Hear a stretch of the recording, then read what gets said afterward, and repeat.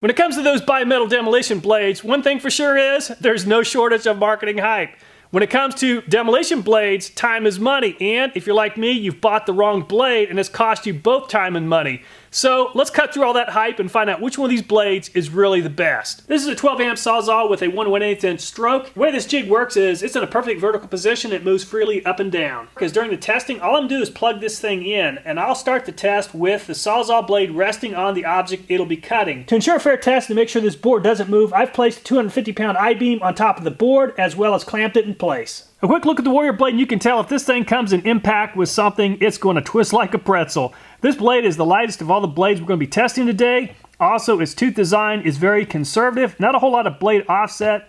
This thing will definitely do a good job cutting for as far as speed, but the question is, can it hold up? This 2x4 has 3 16-penny nails embedded in it. The first test is to determine how fast these blades can cut through the board.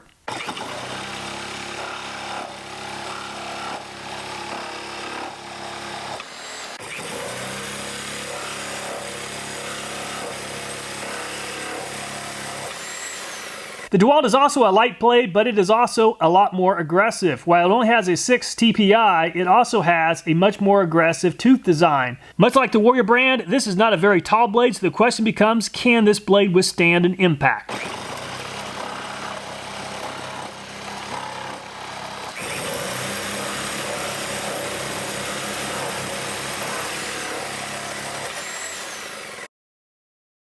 The tooth design of the Avanti Pro and the Diablo look exactly the same. They are both Swiss-made blades, leading me to believe that these were both made in the same factory. The Diablo does have a taller blade design and possibly uses a different type of paint.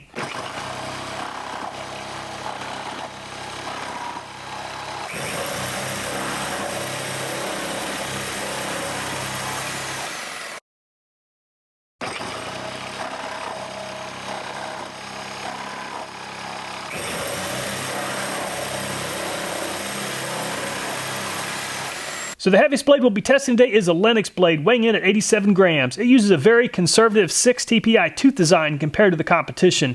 So the question is, can it keep up with the Milwaukee axe, and how will the axe hold up with such an aggressive tooth design?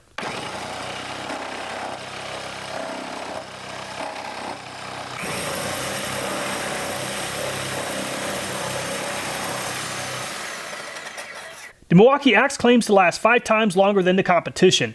It definitely has the most aggressive tooth design at 5 TPI and the most aggressive tooth offset. It's also the second heaviest blade at 77 grams compared to the Lennox blade at 87 grams.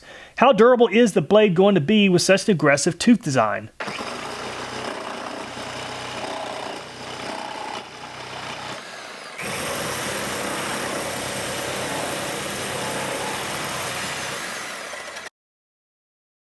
There's no visible damage to the Milwaukee, Lennox, or Diablo blades. While the Warrior blade survived the test, it definitely caused some damage to the teeth. Unfortunately, the Warrior blade was also the slowest in the competition as well. Other than a little bit of paint loss, the DeWalt blade did really good. There's no visible damage to the teeth. The paint on the Avanti Pro is definitely not as good as the Diablo. However, there was no damage to the teeth. There's no visible damage to the teeth on the Diablo blade. We're going to use a landscaping nail that's been embedded in this 4x4 to see how long it takes each one of these blades to cut through the board. While these landscaping nails aren't super hard steel, it's definitely going to add a lot more stress on each one of these blades.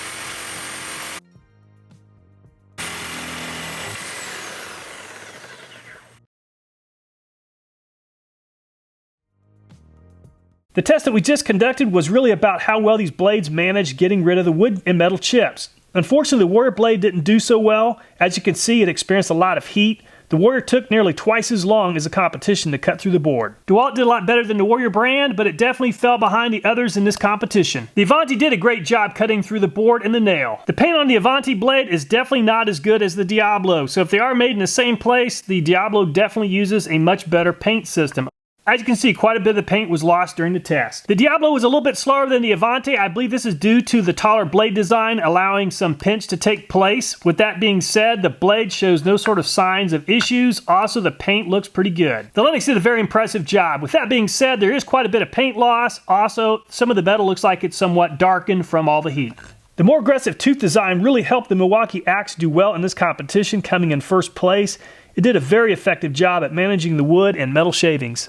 During demolition projects, it's not uncommon for a Sawzall blade to encounter a drywall screw. Drywall screws are incredibly hard. So the next test is really both a speed test as well as to assess the amount of damage that takes place when these blades hit a really hard piece of steel. Each blade will have up to 2 minutes to cut through this 4x4, which has 6 drywall screws embedded in it.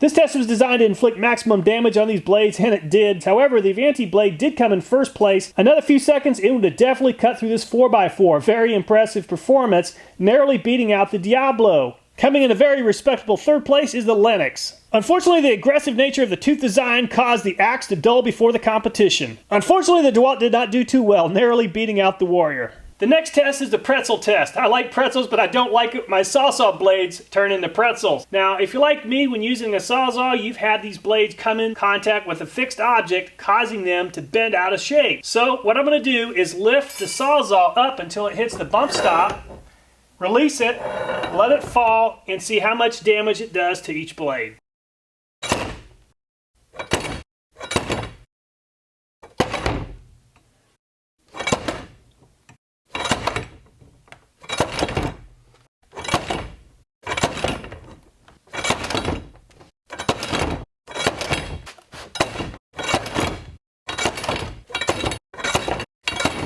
Well, it's not too big of a surprise that the taller blades did just fine in this test.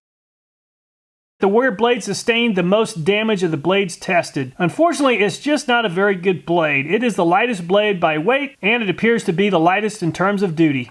There is some very minor bending with the Avanti blade, and the reason for that is just because of the design. It just needs a little bit more steel However, if you're using this blade for something where you do not anticipate any sort of direct head-on impact, it's a very good blade. Just like the Avanti, the DeWalt also experienced a slight bend.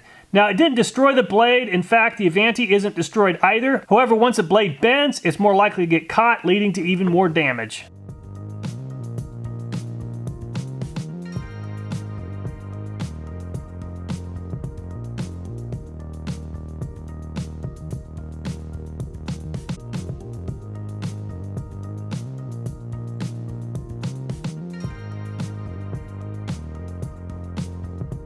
So which blade do I like the best? I really like that Diablo quite a bit. It seems to be the best overall blade with that 612 TPI, and it just seems to be quite durable. Even after hitting a screw, it continued to plow through those screws until it almost made it all the way out of the wood. Another 30 seconds and it would have finished the job.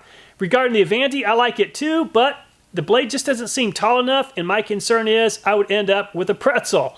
Regarding the Milwaukee axe, it's a very good blade. I like it a lot. If I had a job that involved aggressive cutting without any risk of hitting screws, that would definitely be my choice. I like the Linux blade a lot. I just don't see it as being as aggressive as the axe or as durable as the Diablo. Regarding the DeWalt, I would definitely pass on it. It did not do very good today. I was really thinking we'd see better results. And finally, it's very disappointing to see that the Warrior is just not up to the task. I guess you get what you pay for when it comes to these types of blades.